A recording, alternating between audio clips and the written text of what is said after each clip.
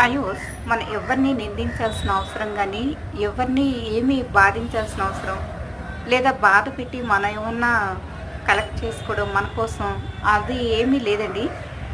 మనం పొలిటికల్లో మనం అంటే సారీ అండి, ఏమన్నా ఎవరిని నేను అనాలని ఉద్దేశపూర్వకంగా అనడం లేదండి. అంటే ఒక పబ్లిక్ ఇష్యూగా మనం ఒక పబ్లిక్ టాపిక్ అని మాట్లాడుకుందాం. ఈ రాజకీయ నాయకులు, ఈ పార్టీస్ వస్తాయి పోతాయి. ఈరోజు ఒకరు అధికారం, రేపు మరొకరు అధికారం. ఈ అధికారంలో ఉన్నవారు వస్తారు పోతారు. వీరు కూడా శాశ్వతం అయితే కాదండి. ఏ ఒక్కరిని కూడా పబ్లిక్ కూడా ఒకసారి ఒక 5 years మనం కష్టాల పాలు అయితే అవుదాము, కానీ మనం ఒకసారి ఓటు వేసి చూద్దాం ఈ అడ్మినిస్ట్రేషన్ ఎలా ఉంటుంది ఏంటి అని. చాలామంది ఇలా ఓట్లు వేసిన వాళ్ళ వలన కొంతమంది అధికారంలోకి వస్తున్నారండి. ఆ తర్వాత వాళ్ళకి సరైన అవగాహన అడ్మినిస్ట్రేషన్ పట్ల లేనప్పుడు చాలా అంటే చాలా అవకతవకలతో కూడిన అడ్మినిస్ట్రేషన్తో చాలా బాధలు పబ్లిక్ ఒక 5 years చూద్దాంలే అని ఓటు వేసిన వారు కాకుండా పేద ప్రజలు, మధ్యతరగతి ప్రజలు వీళ్ళు ఇబ్బందులు పాలవుతున్నారండి.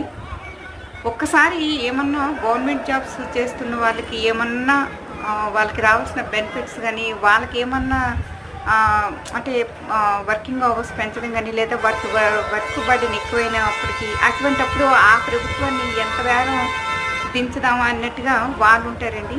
కానీ ఎటొచ్చి అటు ఇటు నలిగిపోయే ప్రజలు ఎప్పుడు కూడా పేద ప్రజలు అండ్ మధ్యతరగతి వారండి.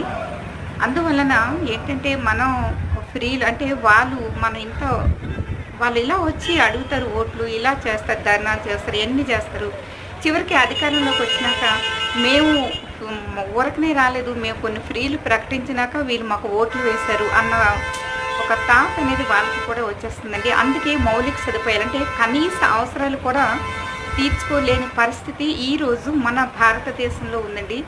మన భారతదేశంలోనే కాదండి, ముఖ్యంగా కొన్ని స్టేట్స్ అయితే వెల్డన్ అడ్మినిస్ట్రేట్ చేసేవాళ్ళు, వెల్డన్ పొలిటికల్ లీడర్స్ అండి. అండ్ పబ్లిక్ కూడా అలానే మంచి నాయకుడిని ఎన్నుకుంటున్నారండి.